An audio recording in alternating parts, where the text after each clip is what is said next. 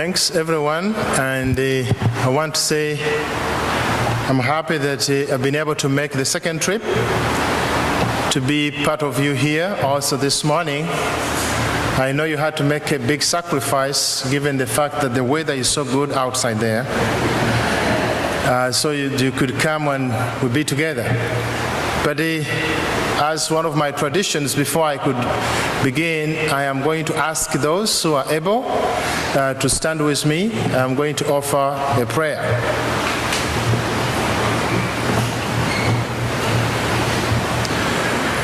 Mukama nkwebaza kuba tuli omuntu omu era nkwebaza n'okuba nti otuleese wano enkya leero nga tugenda okwejjukanya n'okutegeera ebintu ebyenjawulo ebitukuŋŋaanya okubeera omuntu omu. My prayer this morning is I pray for understanding. I continue to pray for acceptance and love and peace to everyone. And we can say amen. And you may sit.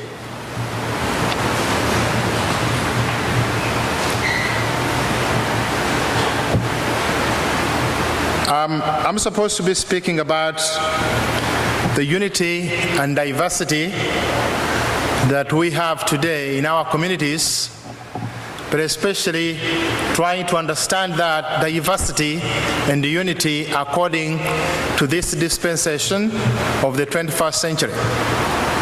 I remember last time when I was here, I spoke about the importance of our Unitarian Universalist faith. And at that time, because I was new to you, I was trying to tell you how important it has been to help me and my people to nurture ourselves in order to try to level the ground, which seems to be not on the same levels. But I have the same privilege also to change the subject a little bit to share with you about what we have to see as a unity, but also remembering the diversity we have amongst ourselves, especially in this generation. Are you ready? Okay. Probably 3 years ago I was here, and some of you may not have been to the church or you were new members. First of all, you are welcome to have joined this society of the German town. You don't have to be a German, I'm sure, to join, is it so? Yeah, so, but also, I am a minister from Kampala, Uganda, and my church has more than 150 members. We are very active on issues of social action and responsibility on several aspects, but particularly we have been working so much to help the children who are orphans with HIV and AIDS, and even those who lost their parents due to that cause. On another note of our responsibility, we are so much working on issues of LGBT. As probably some of you know, what's already happening in Uganda, that it's a crime which leads you to life imprisonment just because of being who you are. And it's under those background that every day I try to reach out to the people and even to myself to be on a level to try to understand that we have several diversities as we're trying to be into the oneness. In some countries where I've had a chance to travel, somewhere, somehow, the communities and the societies themselves have been able to recognize the differences that are there and are blended into the unity. However, in some groups of people, probably it could be in Africa, even here, there is a struggle for men and women to try to come to terms of acceptance of others into this notion of unity in diversity. Some groups of people and some individuals basically think that the societies we have are not for everyone. It is a society we have when some other people have been excluded. Amen? But as every day, we need to be reminded of the values that we have as human beings. If you happen to be a man by virtue of your gender, just to remind yourself a little bit that someone next to you may not be of that gender. Within our society, it's just to remind yourself, probably, that if you were a woman and by virtue of your color of skin, you could be white, just a little bit to remind yourself that somebody next to you could be having a different color of skin. You understand what I'm saying?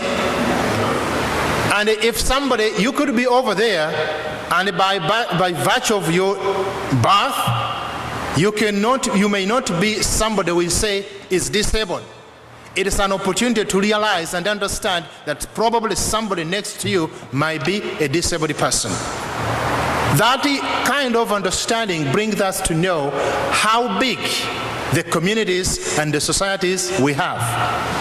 In my country, Uganda, I always see people being discriminated, just not because that is an issue to be done, it's because there is an element of wanting to deny others. And I've been trying to work on it.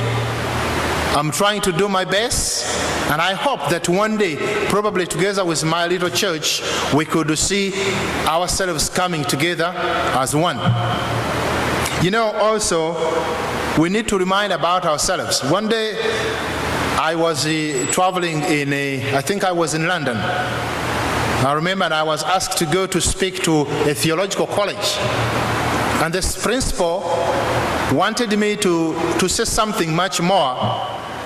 But when I realized what the seminarians were in that college, I realized that I had to speak to them about going to the church in the 21st century. Do you understand what I'm saying?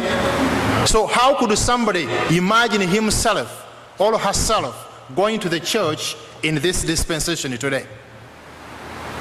If you remember, probably, if only one of you could recognize about 50 years ago, and you were used to go to a church, probably it could be this one still, or you went to another church somewhere. Do you know how that church used to be composed of? Somebody says, I know. That church you went to probably wasn't the church of this generation today. And that's why sometimes when you're moving, you can see some churches written on the First Baptist Church. And you can travel and find in another church is written on the First Pentecostal Church. All those words were sometimes being used just to classify the groups of people who are supposed to come to that particular congregation. I am here to tell you this morning that you have to be very careful today when you are going to any particular church. The church today, it is not the church you went to in the 19th century. A lot of things have changed. Do you hear me? Probably the churches we went to and you went to had this classification is only for the white people. I know. The church, it could have been a school in that aspect. It was only primarily for the black people. There were even some social groups and clubs, and they used to say, this is a women's club. This is a men's club. Today, when you are going to those clubs, be careful. There are several compositions of different people you are going to find over there. And just to try to remind you, you are going to find only black people in that church. You are going to find another race or another group of people. If probably you went to that church and you thought that the only group of people that I'm going to find there by virtue of their sexual orientation are only straight people, I'm here to remind you, you may be surprised to find there some gay men and women. Amen. So don't be surprised. And probably just for us to try to alert ourselves ahead of time, and we know that in the societies we have today, we are obligated to accommodate, to accept, and to understand that there are going to be different diversities. I know it's not a very simple thing for everybody to embrace one another. If that was the easiest thing to do, probably today we wouldn't be hearing what is happening in Palestine and the Jews, that everybody is sending propades, mortars, killing each other. Do you know why that war has failed? Simply because one group of people is not just willing to realize that they are all human beings, they can live one in peace. Do you hear me? Simple. You don't have to ask you whether he is a Palestinian or whether he is a Jew. You only have to look into the face and know that he could be of that tribe, he could be of that nationality, but he's the same person as I am. I was reading in the news before coming here online, and I saw that the Israel sent in armored vehicles, and now probably more than 120 people, Palestinians, have been shot and killed. Such a kind of killings, which is reckless way, can be avoided if we can embrace the unity and diversity among human beings. Is it possible? Yes. It's possible. But because of denial within ourselves, because of selfishness, and always thinking just for ourselves, we hope that the next person does not deserve to live in the same house, in the same country, in the same church, call it any other form of social gathering. You know, one time I had a chance also to travel. I normally get an invitation to go and speak. And this was in a comparison with the Bible. People have all the time using one text and using one scriptures also. And this lady was also preaching in one of ways to deny another group of people, and the subject was on homosexuality. And she was very busy quoting the book of Genesis. It's in the Bible. And she was saying that one of the reasons she is denying and she's refusing to accept homosexuality is because in the beginning God created man and a woman. But funny enough, this woman wasn't able to tell the listeners what happened after the beginning. You get what I'm saying? Okay, there are so many things that happened. But what happens now, it also matters to us somehow. If today I have 40 years, in 2 months I'll be 41. If somebody is going to judge me when I was 7 years, is that person fair? No. You are supposed to judge me, yes, with my 7 years, my 20 years, my 30 years, and my 40 years. If you're only going to capitalize on one aspect of me, you have completely denied some of what I belong to and what I accomplish. So we have a commitment, and I think that the church here of the German town, you can be one of the men and women to be able to go there in the next towns and be able to tell the differences to some of the resistant groups and tell them that within our communities, within our societies, probably we may have so many different types and different groups of people, right from color of skin, gender, sexual orientation, and name it. Amen. As I speak about this subject, sometimes I remind myself that it can probably take me 2 hours to speak. And I don't want to speak for 2 hours because I was told 20 minutes. And I want to be obedient to that. But I always think of a place like my country. In February this year, the president was very happy to append his signature on a law that even psychologically and mentally he was able to understand that was only meant to deny other people an opportunity to express who they are, and without any shame, he thought that such a group of people, whenever they confess, they should be put behind bars for life. And that is what my friend said, that our church and I myself, in the introduction, that I work on the repealing the anti-homosexuality bill. The anti-homosexuality bill, which is the law now, if somebody confesses that is a gay man or a woman, the sentence is one. You go behind bars and you are imprisoned for life. The same law goes to people like me and others who thinks differently and they believe in diversity. And they say that whatever you do to help them, it's illegal. And if I'm in trouble with that, I may be put in jail for 7 years because I gave counseling and information to a gay man or a woman who came to my church. And my church is supposed to be closed down. And the law says 7 years with a big penalty, so a big fine. So maybe I could be fined $10,000 because I assisted to speak with somebody who came to me. Do you hear me? But that is not so difficult. It is very simple. If somebody is willing to open his mind and her ears and eyes to see, you can always understand that no matter where you go and where you will be, there will always be people who are different from you. Either in a way of articulating issues, either in a way of perceiving them, way of living, the differences are going to be there.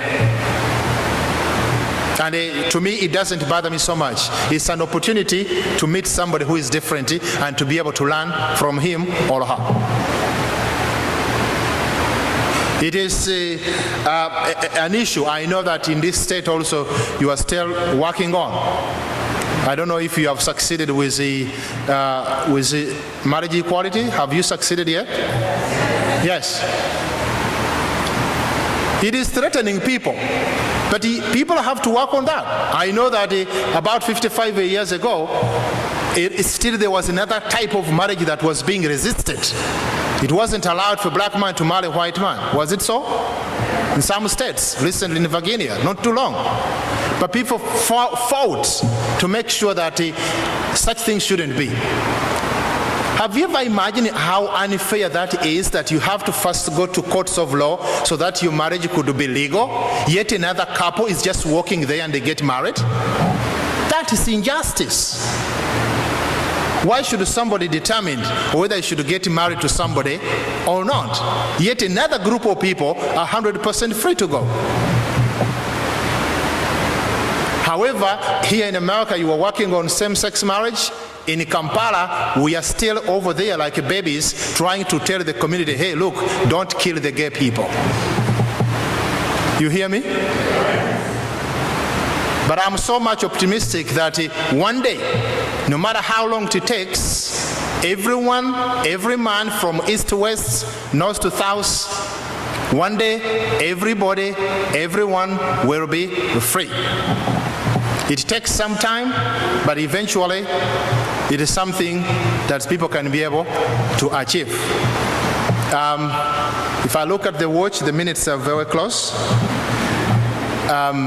But also, before I do quickly close over here, there's something I wanted to share with you about how far this anti-homosexuality bill is. One of the people organizing this service told me that the people would love to hear more what you are doing and the community to make sure that you repeal the bill, which is the law now. It is not something very easy in continents or countries like mine of Uganda, which is very, very dictatorial. We have just had a president for the last 30 years. We have one president. he was actually trying to use that same law to make sure he remains in power, sacrificing the gay people so that he can steward all the evangelical and Christians to support him. Just about 3 days ago, I was here and I was reading some news online back home, and I saw that 5 gay men were arrested in one of the cities of Kampala, and they were put in jail. Nothing else they did, nothing so, but just because someone pointed and said those are suspected homosexuals and now they're behind bars, and once convicted, they're going to be there for the rest of their lives. But we are trying to ask anyone, maybe your congressman, maybe a congresswoman, any local leader with a big voice, and you can tell them to speak not only just for here in America, but also to try and to speak to some of us in our country, primarily Uganda, and see that some of these laws could be repealed. I was talking with the minister before he went, and I told him that because we are still resisting to speak on unity and diversity and embracing gay people, today our church in Kampala is operating illegally. We are illegal. And my license to preach and my ordination is also in jeopardy, because I'm not supposed to do that. And if I say I'm going to continue to do it, anytime I can be called to the police and I can be put behind bars. But I'm not going to be deterred to the truth, because there is no any other message or any other truth I think I can be able to preach in this generation other than that. Amen. You know, it's difficult sometimes to believe that. Today, the situation may be different from your house. Probably when you look in your family, you don't have any gay man or any gay woman or a transgender woman or a man. But there's only one thing I want to let you know, that it may not take too long that you may hear that one of your granddaughter or son or a cousin has come out. So in Uganda, some legislatures, we are very happy to pass this law, knowing very well within them nobody belongs to that community, probably, but they can be so surprised that in 2 weeks or months somebody may be able to come out. That's when they will know that actually the law they passed was not just for other people, but it was actually for themselves. You get what I'm saying? So I think we have a commitment to just look at these issues very critically when we have to make some of agitation. I think I was recently reading some news, and I saw a very important leader in this country failing completely to understand this issue, and he was comparing homosexuality to alcohol. Did you know that? That is, how can somebody compare your son, compare your daughter, compare your father or mother because of his sexual orientation, that is equal to alcohol? Do you go to the store and buy homosexuality like this? And that makes me so sad. I also try to read in the news, and you know, sometimes even I was invited to go to preach in a church in Minneapolis, and I refused to go there. But do you know why I didn't go there? Because there is a woman called Michelle Bachman and her husband. They work to convert people in categories they don't even understand. Instead of giving a subject an opportunity to learn about it, they are continuing to abuse it. They are continuing to deny people. And you know, some of the results of this has been completely to see other men and women dying, going to the streets and abusing themselves with drugs and all those other things that nobody would want to see a member of the family doing. I was reading online when I was here, And I was told that in the Kenyan refugee camps, there could probably be more than 500 gay men and women who have since escaped, and they are in camps. They are trying to find a way where to go. Did you know about that? And it was the reason at the General Assembly that actually there had to be a resolution to support the underground railroad in Uganda by the Quakers. Did you hear about the resolution? Yeah. Because people ran away for dear of their lives to fear being arrested. They are running, go to Kenya, and they are waiting in camps, and sometimes they are attacked by these refugees who are not willing to be with them. So I think we can have, we can sit together. I think we can imagine what we can do and possibly what is due, and then we go and work on it. We wouldn't have seen all this exodus of hate in my country. I would also like to point out this very quickly, but it is a subject of people with hate, and we put it to them very clearly. The American evangelical Christians coming home in Uganda, and many are still coming and telling people to stand very firm against this issue. So I think we can draw a conclusion here. We can have another subject, but tell anyone you find it is very easy to go somewhere and you spread peace and you spread love, other than to go somewhere and you spread hate. Peace is what we need.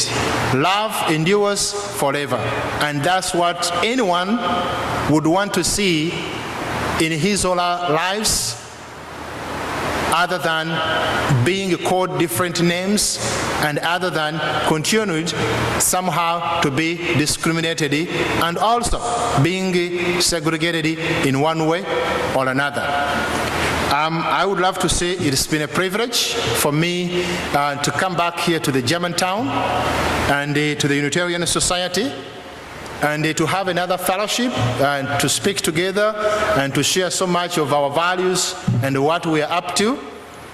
But just also to remind you that you need to understand the church you went to and the church you are going to today, that it has completely changed. It is not the same one you went to. There could be so many differences, but give us an opportunity to embrace anyone and everyone you come across in your doorway. Thank you so much for listening to me, and God bless you all.